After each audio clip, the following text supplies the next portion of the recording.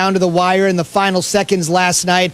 I'm assuming there's no such thing as moral victories when you're trying to turn the tide of a franchise. What's the feeling in Cleveland this morning after that gut punch last night?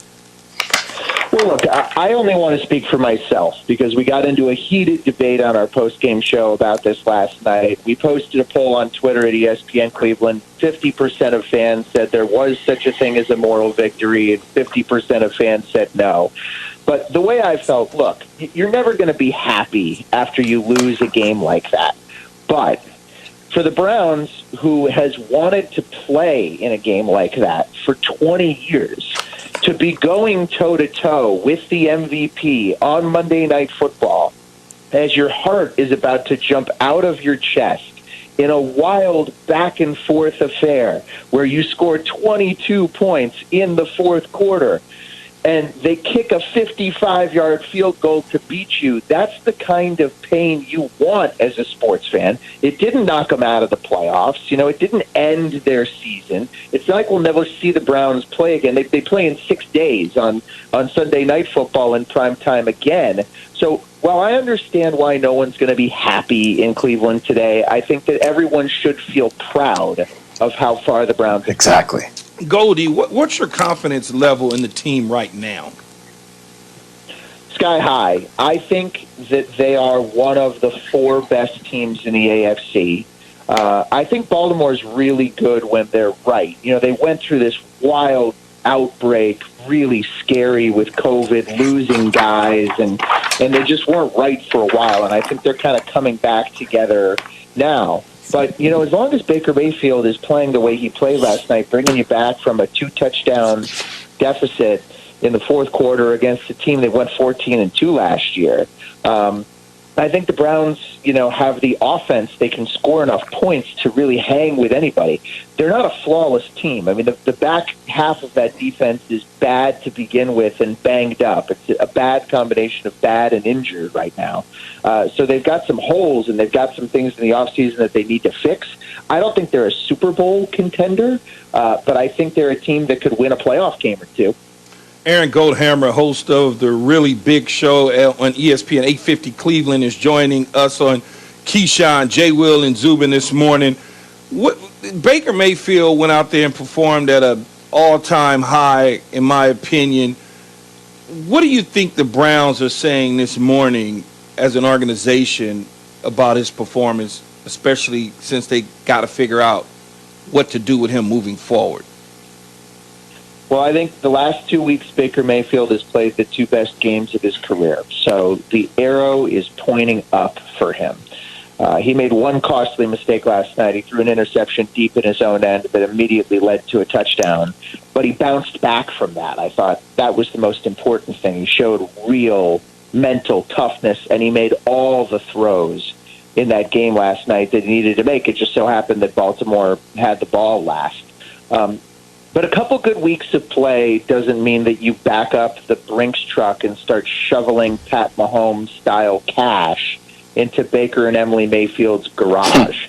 So I think the Browns are going to pick up the 5th-year option on Mayfield's contract headed into next season. If they win a couple of playoff games, I mean, I think the door is open for a longer-term contract with him. But I think he'll definitely be the Browns quarterback now next year for sure. And then once they've seen him for 2 years in this offense, I think they'll have a better handle on exactly what they have. There are some days this year where Baker Mayfield has looked like a franchise quarterback, and he still has to beat Pittsburgh and Baltimore, though, before I think you can make him like the highest paid player in football, or you really pay him the big money. So I don't think that's right around the corner, but I think that they're starting to feel more optimistic about whether or not they really have the guy. Aaron, a lot of people will be concerned today about the defense of the Browns giving up 47 points. Are you as concerned about the defense, or is that more of an aberration because of the legs of Lamar Jackson and the fact that he is one of a kind in the NFL? I mean, I'm concerned about the defense. The Browns' defense is 2 players right now. It's Myles Garrett and it's Denzel Ward when he's healthy. which hopefully he'll be back for this game Sunday night against the Giants, because when he's out, it's really one guy. And they needed Myles Garrett to be Superman and make a superhuman play last night, and it didn't happen. That doesn't mean he's not a great player. It just means it didn't happen in this one game. But the Browns' defense just isn't good. Like they just don't have enough at the linebacker and secondary positions. Their safeties are, just not where they need to be to compete in this division. That being said, it's not like Baltimore played amazing defense in that game last night either. I mean, they gave up 42 points, and it felt like in the second half they were giving up a touchdown on every drive too. So how many teams did the NFL guys even play defense in 2020? I mean, like 3 or 4 actually have a bona fide defense. And so look, it's not perfect, and the Browns know they have some improvements that they need to make there, but it's good enough to get them to this point, and because of those holes, they're not a Super Bowl contender. They're probably not. Lombardi is not visiting Cleveland, Ohio in February of 2021, but that doesn't mean that they haven't made incredible strides from a team that won 4 games in 3 years a couple years ago. They've had 2 4-game winning streaks this year. That's something to be proud of. And Aaron, we should just briefly mention here, you said it, and I totally agree. You got to win those litmus test games. You got to be great against Pittsburgh and Baltimore. Last night was great, but it stands to reason. In week 1, they got blown out by the Ravens. In week 6, they got blown out by the Steelers. They'll see Pittsburgh again in week 17, but right now sit comfortably in 5th place, the top wild card squad with a 9-4 record. Thanks for joining us this morning and waking up early after what had to be a passionate and visceral post-game show last night with all of Cleveland Nation listening. Thank you so much. Thanks, Aaron. Thank you, guys. All right, bud.